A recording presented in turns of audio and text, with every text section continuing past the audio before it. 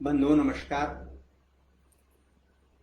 राष्ट्रीय शिक्षा नीति कार्यक्रम भारत सरकार ने लागू किया है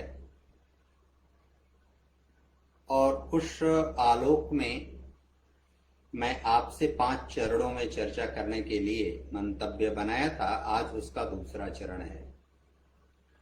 पहले चरण में स्कूली शिक्षा और उसके विभिन्न अवयवों, उपागमों, कार्यक्रमों से संबंधित विस्तृत विवरण और कार्य योजना के बारे में कल मैंने आपसे विस्तार से चर्चा किया। आज उसी कड़ी में मैं आपसे राष्ट्रीय शिक्षा नीति जो लागू हुई है उसके दूसरे खंड उच्च शिक्षा के विषय में आपसे विस्तार से चर्चा करूंगा और उसका पूरा डॉक्यूमेंट, पूरा विवरण मेरे पास उपलब्ध है। आवश्यकता पड़ने पर मैं उसको आपसे पढ़कर भी उसके विषय में, उसके तह में और उसकी गहराई में जाने की कोशिश करूंगा।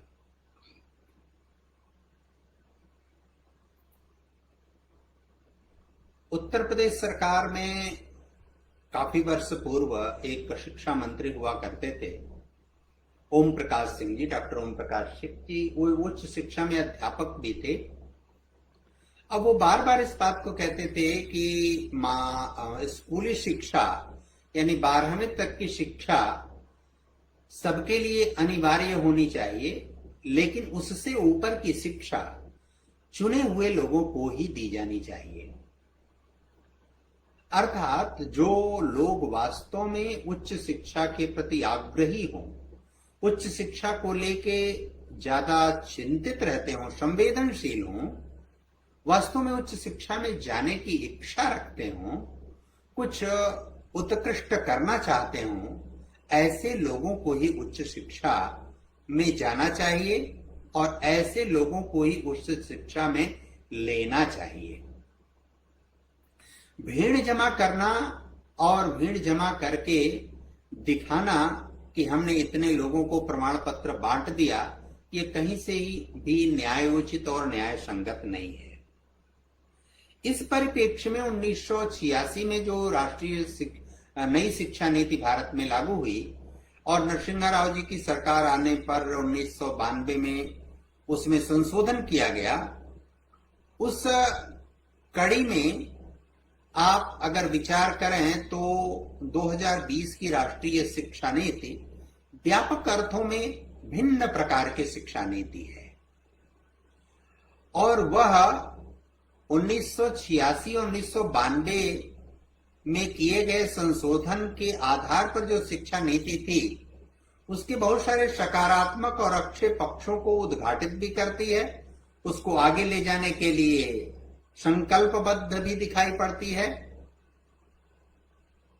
और नई योजनाओं को कैसे और बेहतर तरीके से उस शिक्षा को ठीक किया जा सकता है उसके लिए प्रयत्न भी करती है।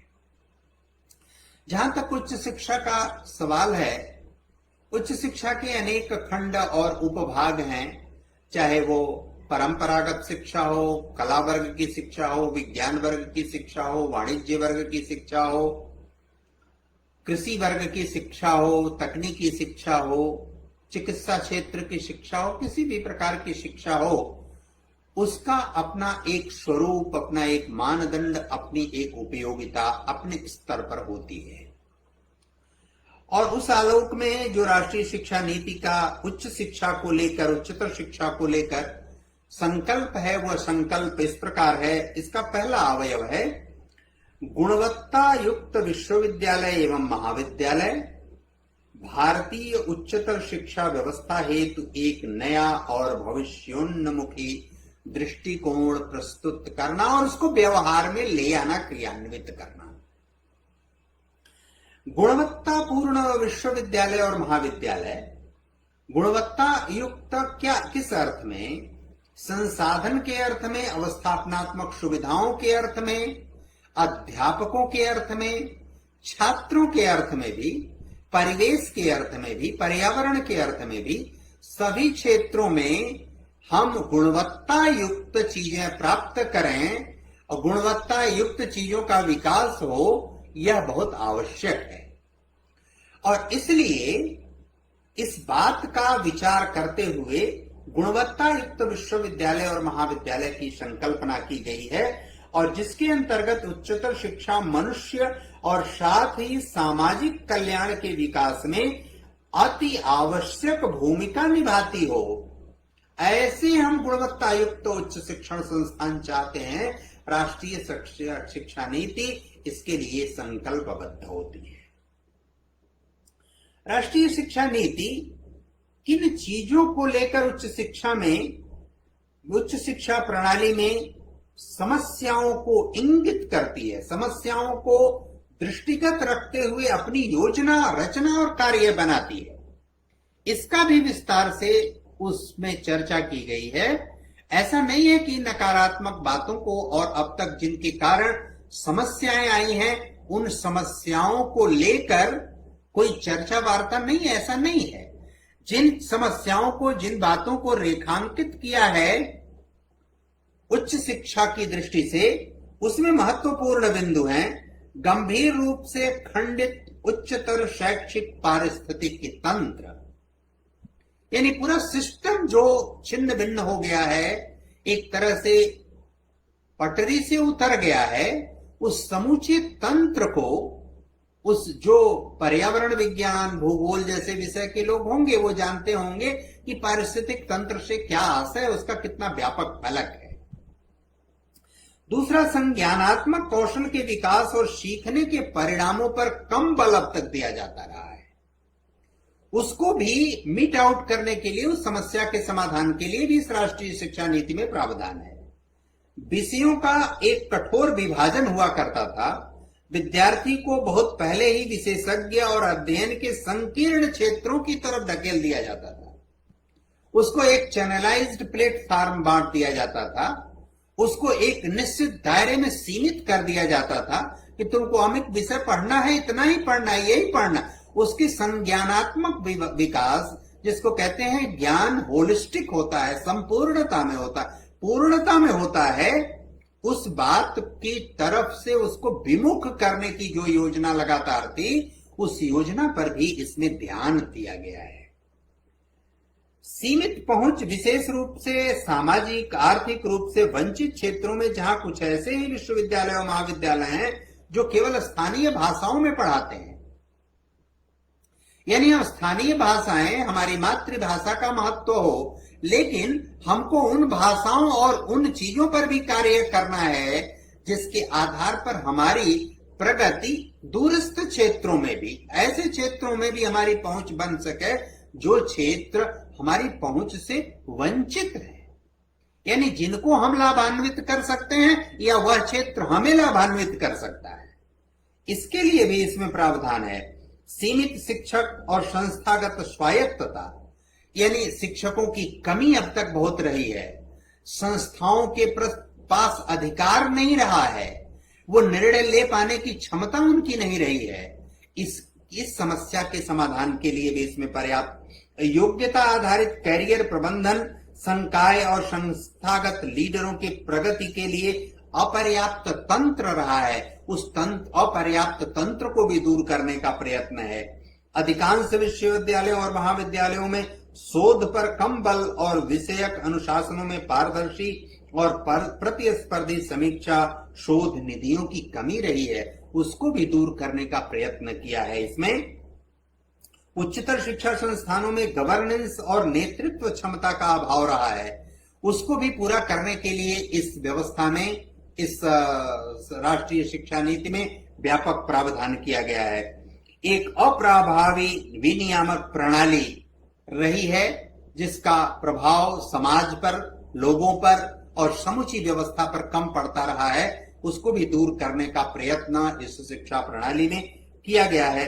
अनेक संबद्ध विश्वविद्यालय जिनके परिणाम स्वरूप अवर स्नातक शिक्षा के निम्न मानक तय हो जाते हैं, एक खाई, एक गैप बन दिया जाता है कि ये संस्थान दूसरे से संबद्ध हैं, इसलिए इनका अवमूल्यन है, ये कम मूल्यवान है, इनका महत्व कम है। डिग्री, प्रमाण पत्र, कार्य, व्यवहार, पाठ्यक्रम सब कुछ वही पढ़ रहे हैं, उसी स्तर के अध्यापक पढ़ा रहे हैं, लेकिन उनकी मान्यता को सामाजिक रूप से कम महत्व दिया जाना, यह भी एक बहुत बड़ा दोष था। उस दोष को भी दूर करने का प्रयत्न किया गया है।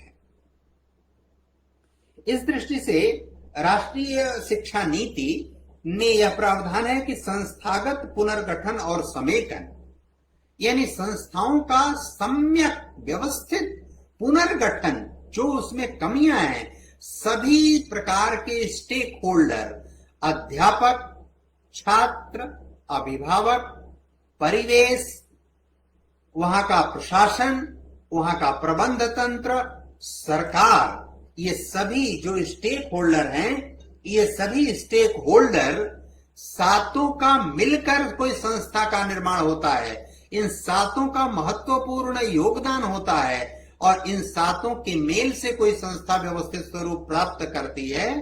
इसलिए उन संस्थाओं का इन सातों के आलोक में पुनर्गठन करना और समेकित रूप से सबके सहयोग से उसकी उन्नति और प्रगति का मार्ग प्रशस्त करना, यह राष्ट्रीय शिक्षा नीति का उच्च शिक्षा को लेकर बहुत ही व्यापक दृष्टिकोण है। राष्ट्रीय शिक्षा नीति में उच्च शिक्षा को लेकर समग्र और बहुविषयक शिक्षा की ओर ध्यान दिया गया है।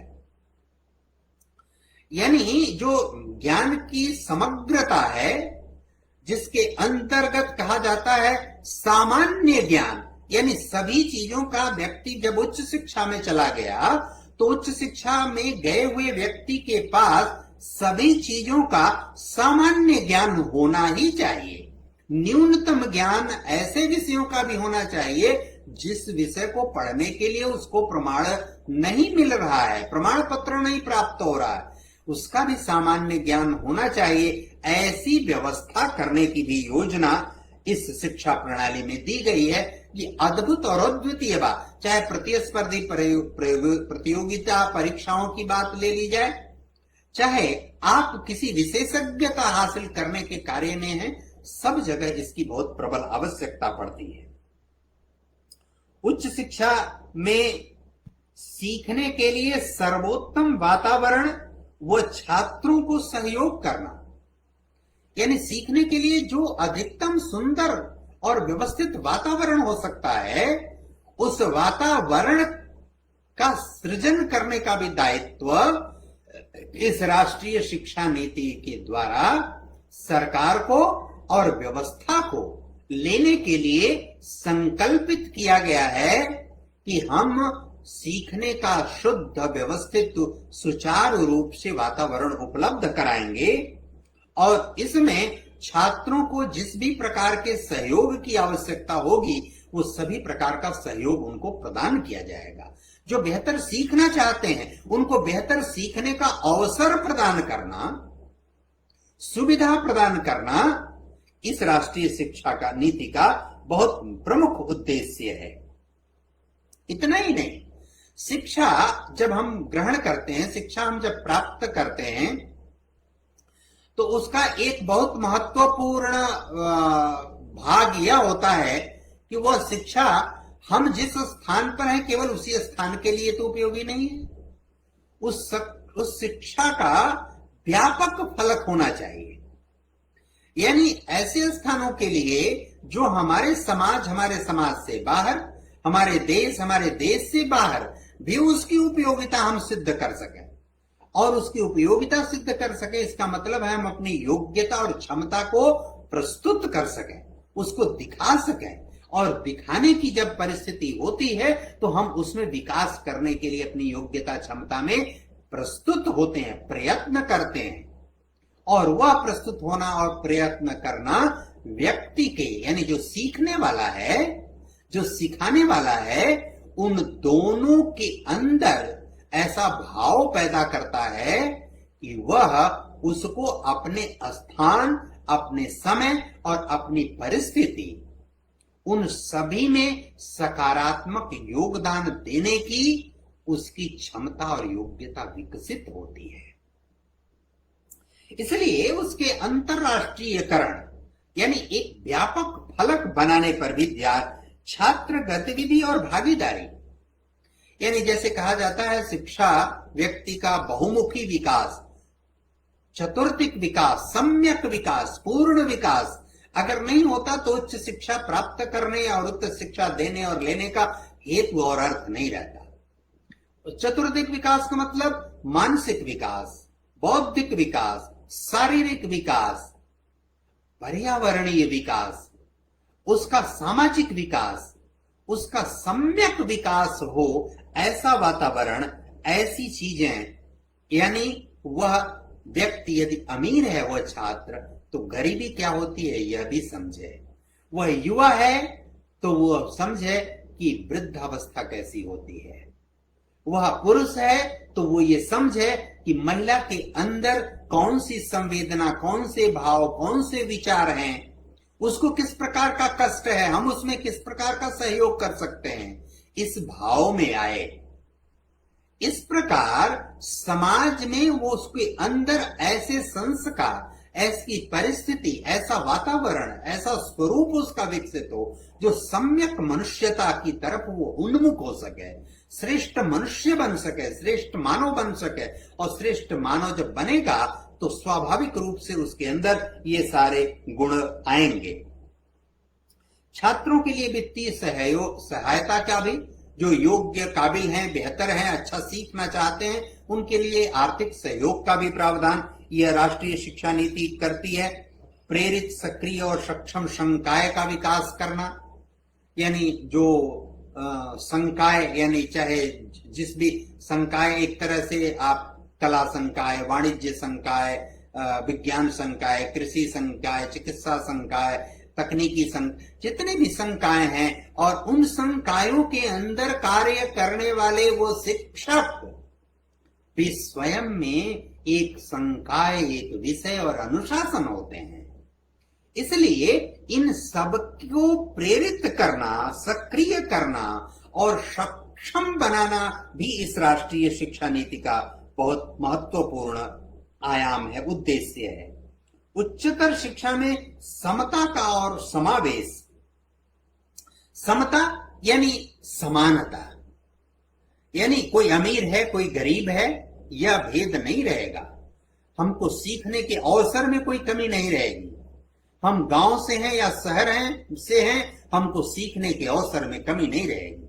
हम पुरुष हैं या स्त्री हैं, हमको सीखने के अवसर में कमी नहीं रहेगी।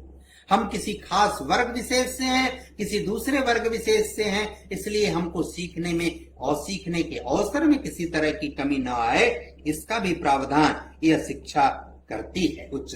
उच्च शिक्षा के आलोक में राष्ट्रीय शिक्षा नीति करती है। इसने कुछ खास और महत्वपूर्ण बिंदु रेखांकित किए हैं, जिसको उच्च शिक्षा के माध्यम से सरकार द्वारा राष्ट्रीय शिक्षा नीति में उठाए जाने वाले जो कदम हैं, वो कदमों का भी विस्तृत उल्लेख किया है इस राष्ट्रीय शिक्षा नीति में। एक सरकार द्वारा उठाए जाने वाले जो कदम हैं वो है एसईडीजी की शिक्षा के लिए समुचित सरकारी निधि का निर्धारण।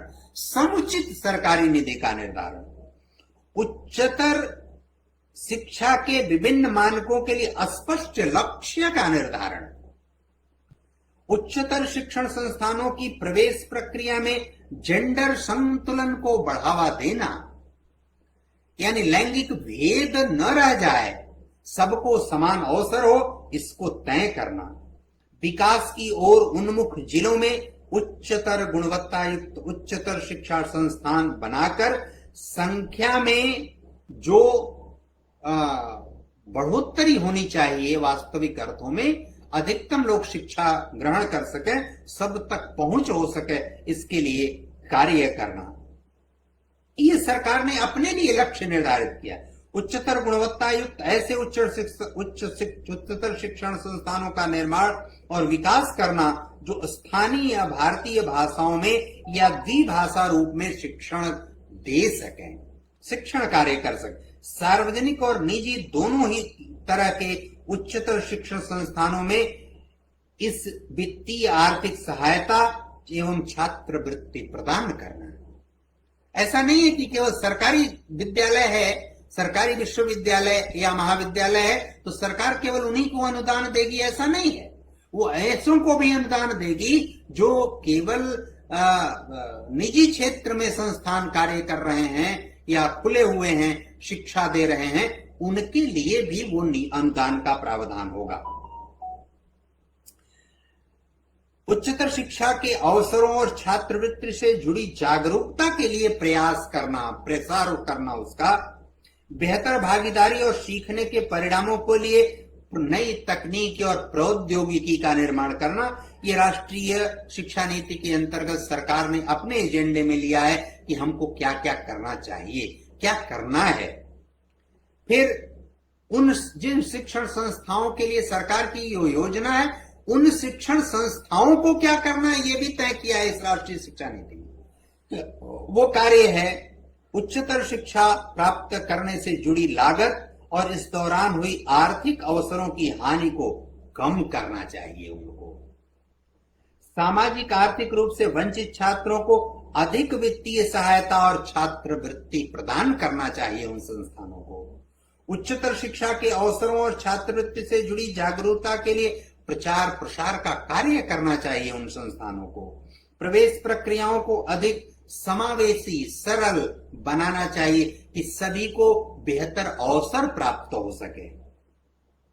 उच्चतर शिक्षा कार्यक्रमों को अधिक रोजगार परक बनाना चाहिए कि जिससे लोगों के लिए और रोजगार के अवसर मिले, उनको मार्ग प्रशस्त हो कि हम ये शिक्षा प्राप्त कर रहे हैं, डिग्री ले रहे हैं, तो इसके बाद हमको क्या करना है, हमको क्या हासिल होना है, हम क्या कर सकते हैं, यह उनको मार्गदर्शन संकेत इस शिक्षा प्रणाली के माध्यम से प्राप्त होगा।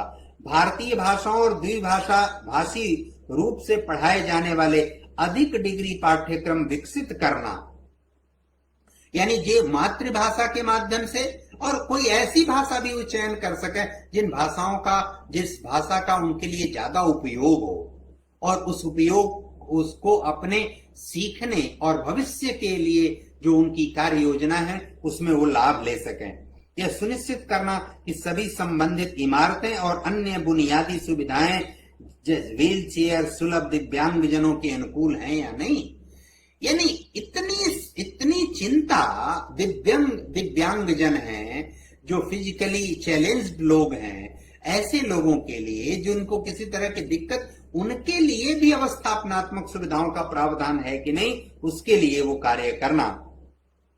वंचित शैक्षिक पृष्ठभूमि से आने वाले विद्यार्थियों के लिए ब्रिज कोर्स जैसे पाठ्यक्रम करना, ऐसे सभी विद्यार्थियों को उपयुक्त सलाह और परामर्श कार्यक्रमों के जरिए सामाजिक, भावनात्मक और अकादमिक सहायता प्रदान करना, जिससे वो उनको किसी तरह की दिक्कत न हो। पाठ्यक्रम सहित उच्चतर शिक्षण संस्थानों के सभी पहलुओं तथा द्वारा संकाय सदस्यों, परामर्शदाताओं और विद्यार्थियों को जेंडर और जेंडर पहचान के प्रति संवेदनशील और समावेशित करना, इसका भी बहुत व्यवस्थित इस राष्ट्रीय शिक्षा नीति में प्रावधान किया गया है। भेदभाव और उत्पीड़न के खिलाफ बने सभी नियमों को सख्ती से पालन कराना, यह भी उन संस्थानों की जिम्मेवारी और उद्देश्य निर्धारित किया है, लक्ष्य उनके लिए तय किया है इस राष्ट्रीय शिक्षा नीति में। सभी की बढ़ती भागीदारी को सुनिश्चित करने से जुड़े विशिष्ट योजनाओं को शामिल करते हुए संस्थागत विकास योजनाओं का निर्माण करना, जिसमें उपरोक्त सभी बिंदु शामिल हों, लेकिन केवल इन्हीं तक सीमित न हो। उन संस्थानों का यह भी उत्तरदायित्व होगा कि उससे भी बेहतर समाज के लिए, लोक के लिए, देश के लिए, छात्रों के लिए कोई योजना रचना कार्यक्रम कर सकें, तो उसको भी उनको करना चाहिए। इस शिक्षा प्रणाली में अध्यापक शिक्षा, यानी कोई व्यक्ति अध्यापक हो गया उच्च शिक्षा में, वो अध्यापन कार्य भी कराता है, शोध कार्य भी कराता है, तो उसको केवल ये नहीं कि अब अध्यापक हो गया उसके बाद उसको पढ़ने की जरूरत नहीं है। कहते हैं उच्च शिक्षा में जो अध्यापक होता है, उस अध्यापक को छात्र से अधिक पढ़ने की आवश्यकता पड़ती है, और छात्र से अधिक वो नहीं पढ़ेगा तो वो शिक्षण कार्य और शोध कार्य नहीं करा सकता। इस राष्ट्रीय शिक्षा प्रणाली में छात्रों के साथ साथ शिक्षक के भी पढ़ने, अपने अंदर और विकास करने, अपने अपने को और पुनर्गठित करने, अपने को और व्यवस्थित करने, अपने को और नई परिस्थितियों के लिए तैयार करने की भी योजना इस राष्ट्रीय शिक्षा नीति में है। इस राष्ट्रीय शिक्षा नीति में व्यावसायिक शिक्षा का और उसका नवीन आकलन करना, यानी व्यावसायिक शिक्षा कैसे हम केवल नौकरी तलाश करना, नौकरी करना और रोजगार करना, व्यवसाय करना, कार्य करना, इंटर उद्यमिता का विकास करना, ये दोनों चीजें अलग अलग हैं। केवल नौकरी करना ही रोजगार होता है ऐसा नहीं है। उच्च शिक्षा के माध्यम से इस राष्ट्रीय शिक्षा नीति में ऐसा भी लोगों के अंदर विवेक, लोग इस बात के भी अभ्यासी हों कि हम स्वयं से उच्च शिक्षा प्राप्त करके, शोध करके ऐसे कार्य कर सकें, ऐसे उद्यमिता का विकास कर सकें कि हम रोजगार का स्वयं सृजन करने लायक हों, रोजगार बनाएं, रोजगार का हम निर्माण करें, हम इस दिशा में कार्य कर सकें। इस दृष्टि से भी यह राष्ट्रीय शिक्षा नीति कार्य करती है, योजना बनाती है। नवीन राष्ट्रीय अनुसंधान फाउंडेशन के माध्यम से सभी क्षेत्रों में गुणवत्ता युक्त अकादमिक अनुसंधान को उत्प्रेरित करना। इस राष्ट्रीय शिक्षा नीति में गुणवत्ता का बहुत ध्यान रखा गया है। इस राष्ट्रीय शिक्षा नीति में गुणात्मक और मात्रात्मक दोनों चीजों का विशेष ध्यान, दोनों को बराबर महत्व दिया गया है। दूसरी बात, इसमें किसी भी वर्ग के साथ भेदभाव नहीं करने पर बल दिया गया है। जिसके पास अभाव है उस अभाव को दूर करने पर बल दिया गया है। संस्थाओं और संस्थाओं से जुड़े प्रत्येक पक्ष अपने अंदर सुधार लाकर उच्च शिक्षा में अपना सकारात्मक और सुंदर योगदान करे, इसके लिए भी इसमें प्रावधान और प्रोत्साहन दिया गया है। यह बहुत उत्कृष्ट प्रकार की शिक्षा प्रणाली दी गई है राष्ट्रीय शिक्षा नीति के माध्यम से। इस राष्ट्रीय शिक्षा नीति में उच्चतर शिक्षा की नियामक प्रणाली में आमूल-चूल परिवर्तन किया गया है। ये बहुत बड़ी बात है।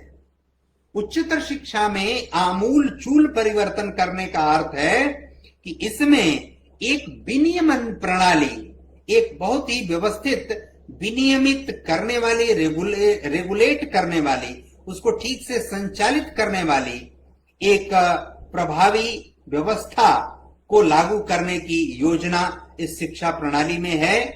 और इस शिक्षा प्रणाली के माध्यम से जो उच्चतर शिक्षा आयोग बनाने की योजना है, वह उच्चतर शिक्षा आयोग बनाना अपने आप में बहुत महत्वपूर्ण है, जो सभी प्रकार के समस्याओं का, सभी प्रकार की बातों का संज्ञान लेगी।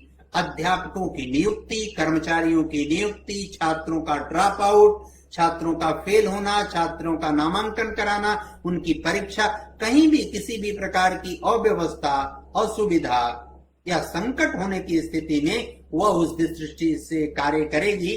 और कार्य ही नहीं करेगी बल्कि सुझाव भी देगी कि कैसे उसका समाधान हो सकता है, कैसे हम नए रास्ते तलाश कर सकते हैं, कैसे उसकी समस्याओं को दूर कर सकते हैं। और यह उच्चतर शिक्षा आयोग जो होगा, वह उच्चतर शिक्षा आयोग के उसके 4 सब निकाय होंगे, 4 उप निकाय होंगे, जो विभिन्न स्तरों पर, पहला जो निकाय होगा वह निकाय आपको उसके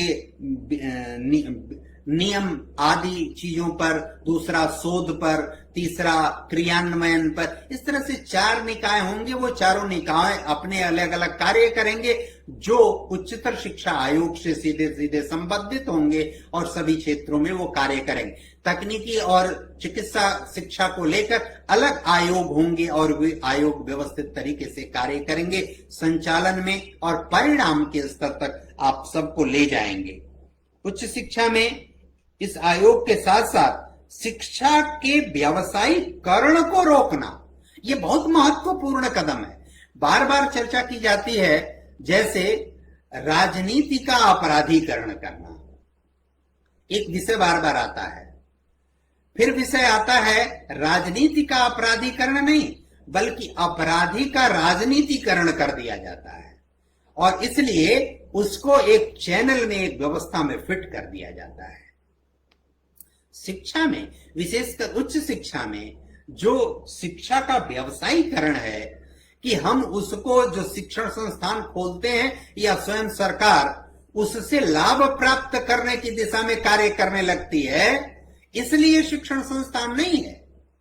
शिक्षण संस्थान हमको अपने देश में योग्य श्रेष्ठ नागरिक पैदा करना, जो समाज के लिए, देश के लिए और मानवता के लिए यथेष्ट कार्य कर सके, इसलिए उच्च शिक्षण संस्थान है।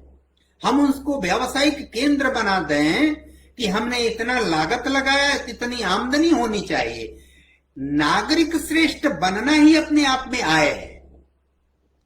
इस दृष्टि से राष्ट्रीय शिक्षा नीति एक बहुत ही व्यापक, सुसंगत और व्यवस्थित कार्य रचना के साथ आगे आ रही है, और उच्चतर शिक्षण संस्थानों के लिए प्रभावी प्रशासन और नेतृत्व देना भी इस उच्च शिक्षा संस्थान, उच्च शिक्षा में राष्ट्रीय शिक्षा नीति का बहुत ही महत्वपूर्ण कार्य योजना और उसका उपक्रम है। इस दृष्टि से अगर विचार किया जाए तो राष्ट्रीय शिक्षा नीति अब तक उच्च शिक्षा में जितने भी प्रकार की विसंगतियां रही हैं, वे विसंगतियां संस्थानों की दृष्टि से, वे विसंगतियां अध्यापकों की दृष्टि से, वे विसंगतियां समाज में वैमनस्य की दृष्टि से, वे विसंगतियां आर्थिक कमजोरी से, वे विसंगतियां जो शिक्षण संस्थानों को व्यावसायिक केंद्र प्रतिष्ठान बना देने की थी, इन सब दृष्टियों से उसको समाधान करने और सही दिशा में ले जाने के लिए प्रेरित करती है। प्रेरित ही नहीं करती, बल्कि यह जो शिक्षा नीति है, यह शिक्षा नीति उस प्रेरित करने के साथ साथ जितने भी स्टेक होल्डर हैं, अध्यापक, छात्र, अभिभावक, प्रबंध तंत्र, प्रशासन, सरकार, परिवेश, उन सातों स्टेक होल्डर से यह अपेक्षा भी करती है कि इस अच्छे मिशन में, इस अच्छे उद्देश्य में, राष्ट्रीय शिक्षा नीति के में लिए गए इस एजेंडे को लागू करने में आप भी अपना सकारात्मक और सुंदर योगदान दें, क्योंकि अन्यथा अंततः आपके ही वो संतति है, वो नागरिक हैं, वो युवा हैं जो पढ़ के आगे जाएंगे और समाज का, आपका नई पीढ़ी के रूप में योगदान करेंगे आपके लिए। इसलिए आपका भी उत्तरदायित्व, आपका भी कर्तव्य है, क्योंकि कोई शिक्षक सबसे ज्यादा प्रसन्न कब होता है, जब उसका छात्र उससे बेहतर परिणाम देता है। समाज के लिए, शिक्षा के लिए, अपने अनुशासन के लिए, देश के लिए, सभी क्षेत्रों में जब उससे बेहतर योग्यता हासिल करके बेहतर परिणाम देने की हालत में आता है, तो जब उस समय जो शिक्षक अतिशय प्रसन्न होता है, आनंदित होता है, यह वातावरण सृजित होना। कोई पिता या माता अपने योग्य पुत्र, अपने से उत्कृष्ट कार्य करने वाले को पाकर जितना उपकृत होती है, कोई संस्था, अपने संस्था को गौरव प्राप्त होता है कि उत्कृष्ट छात्र कोई निकला जिसने समाज और देश के लिए बड़ा योगदान किया, कोई वैज्ञानिक खोज किया, कोई समाज के लिए अत्यधिक योगदान किया। उस संस्था का प्रबंध तंत्र, संस्था की व्यवस्था, सभी उससे प्रभावित होते हैं।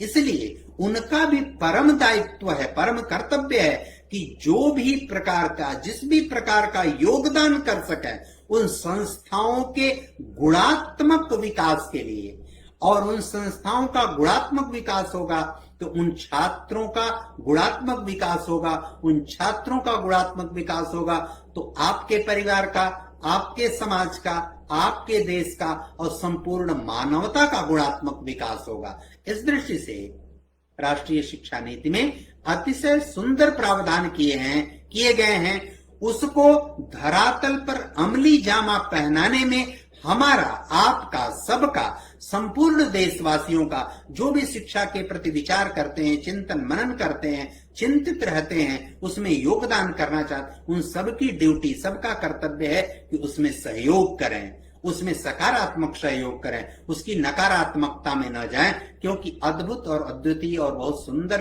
राष्ट्रीय शिक्षा नीति बनी है। उसका क्रियान्वयन यदि 100% होगा तो निश्चित रूप से हमारी भारतीय शिक्षा व्यवस्था केवल उच्च शिक्षा ही नहीं, संपूर्ण शिक्षा व्यवस्था में बहुत सुंदर तरीके से सकारात्मक परिवर्तन होगा, और वह सकारात्मक परिवर्तन हमारे देश और समाज को सकारात्मक परिवर्तन, अच्छे परिवर्तन, विकासोन्मुख परिवर्तन, परम वैभव की तरफ ले जाने वाला परिवर्तन होगा। इस दृष्टि से राष्ट्रीय शिक्षा नीति के भाग 2 में आज हमने आपसे चर्चा किया।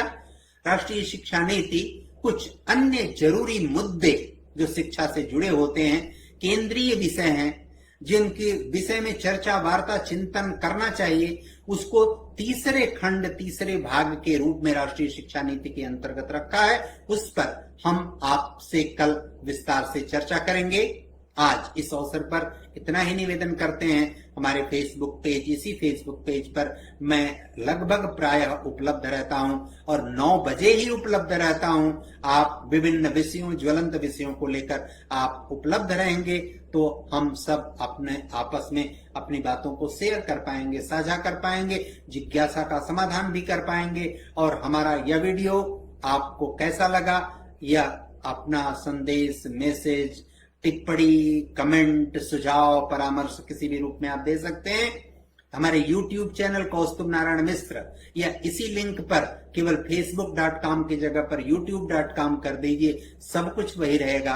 आप कौस्तुभ नारायण मिश्र अंग्रेजी में आप YouTube पर डालेंगे, सर्च करेंगे, चैनल मिलेगा, वहां लाइक सब्सक्राइब करके भी हमसे जुड़ सकते हैं, देख सकते हैं, सुन सकते हैं, समझ सकते हैं। आज इस अवसर पर इतना ही निवेदन करते हुए आप सबसे विदा लेता हूं। मैं फिर कल 9 बजे शाम को इसी लिंक पर आपसे उपलब्ध होऊंगा, मिलूंगा। तब तक के लिए नमस्कार, धन्यवाद सभी को।